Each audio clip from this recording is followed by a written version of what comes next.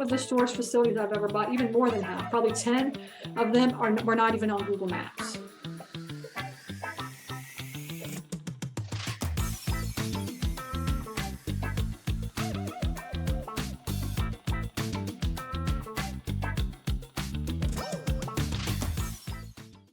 Okay, so I'm in Tallahassee is where I'm at. Okay, so if we search, right, if we search, storage,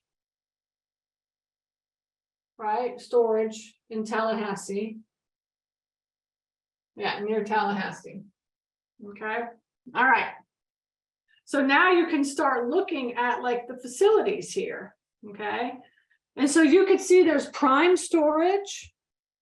Cubes, there's a CubeSmart, there's two CubeSmarts, there's a Parkway, a Budget, there's another Prime Storage, Fort Knox, self-storage is in Tallahassee, okay, and Storage King, right here, remember I told you Storage King was here, there's 3 of them in Tallahassee, and there's a Moving Place, there's another CubeSmart, there's an Extra Space, there's one Extra Space, there's a Saver self-storage, okay, all right.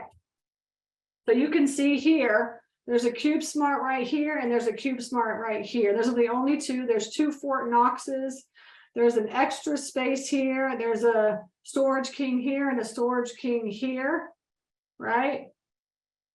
So, this is not really primary market. Maybe I would call it subprimary, because if you're in like Nashville, you're just going to see like CubeSmart, U-Haul, Public Space, all this kind of stuff there, right?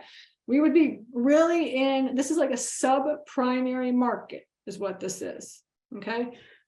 And then you have a couple of other ones like Otter Self-Storage, Otter Self-Storage, and we could actually click on this and you can look at the pictures, right? Yeah, so you could see, the picture. So you can see it's a massive, huge storage facility. It's like massive, right? So we're not gonna be able to afford this, right? Okay. All right. So just by looking right through here, you could see that this is definitely like, I would call it subprimary market, not primary, but subprimary. Okay. And so let's just go let's go this way a little bit. We're in the panhandle of Florida here. So now let's just do storage and let's just try to find, let's just zoom in and see if we can find some here. Get out of the Tallahassee area. And let's just say search this area. Okay. All right. So now I just searched to the west of Tallahassee. Okay. And you can see there's a little tiny city here. Let's see, what city is this? Yeah. Okay. So I don't know what city this is. Okay. But because I'm still new here. We just moved here a couple months ago. But I always search in satellite imagery is what I do. That's kind of how I look. And then you can see here, like we saw, here's BNS. It's not BS, it's BNS, right? And then, so now, see, you can look, and then you can zoom in, and you can look to see at these facilities. Right, you can see BNS is supposedly BNS storage. Maybe that's indoor. I'm not sure. So we could drop down and see. Here's another storage facility, GMS site. Look, this has no website, no phone number. No, the phone number's here, but no website. So maybe this is a brand new facility. Maybe this is maybe the manager sucks. Maybe the owner just hasn't figured out how to do this. So the issue is in tertiary markets. Has anybody ever tried to put a business on Google business profile before? It is not easy to put a business on, right? Because what you have to do is you have to go into Google, you have to set up your business profile, and then you have to fill a whole bunch of stuff out. They take you through this kind of wizard thing where you fill a whole bunch of stuff out. And then they either have to call, they have to do a video meeting with you so that you walk the property, and then you show them, this is my property here, I'm here, here's my sign, here's my office or whatever, right? or they mail you a card, a postcard, and then you like get a code and you have to take the code and put it back. And then once you put all that information in and do all that, then you have to go back in and you have to finish filling all this out. All right. This is not easy. It's not easy, especially if you're like 60, 70, 80 years old and you've owned a facility for 10, 15, 20 years and like you're just managing it yourself. Okay.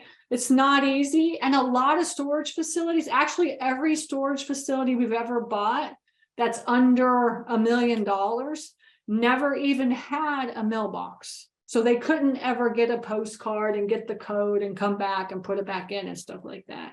And they're certainly not going to sit there and video themselves with Google, some customer service rep or something, right? So a lot of these places are not even on, or they haven't filled all this out properly. So that's what I call virtual driving for storage and building your list this way. It's super manual, super tedious. I get it, but there are a lot of storage facilities that are not even on Google Maps.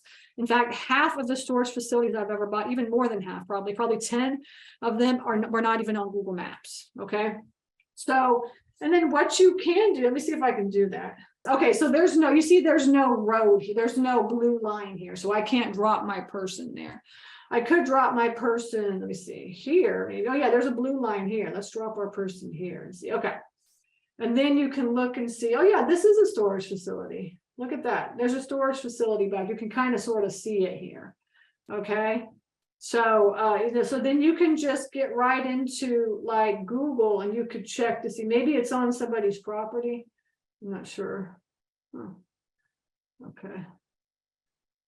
You know, but there's definitely a storage facility back there. Let's see if we could see it this way. It might be on somebody's property. I'm not sure. But you can drop yourself in and then just kind of look around and just see if there actually is a storage facility. And then you can, you know, add it to your list. So that's definitely a storage facility over there. Okay. And let me see. So then this one right here, you can't drop into, but this one you can. You can see there's the storage here. So this might be B&S storage. And then this over here is not on Google Maps yet. Okay. So they're not on Google Maps because they haven't figured out, or they don't want to figure out how to get on Google Maps, right? So I classify all of, like, when I'm building my list of of storage facilities, we classify them as like, you know, if they're on Google Maps and they filled everything out, they have their website, they have their phone number, then that would be like, you know, one type of a lead. If they're on Google Maps like this one here, and they haven't, you know, like this one here, I don't know if I can draw on this. So this one here is on Google Maps, but it's not like, it doesn't have everything filled out. It doesn't have the website. It doesn't have, you know, ratings. It doesn't have reviews. So that would be like a different lead. That's a different type of lead, right? And then when you find a facility that is like totally not on Google Maps, those are what I call the hidden market.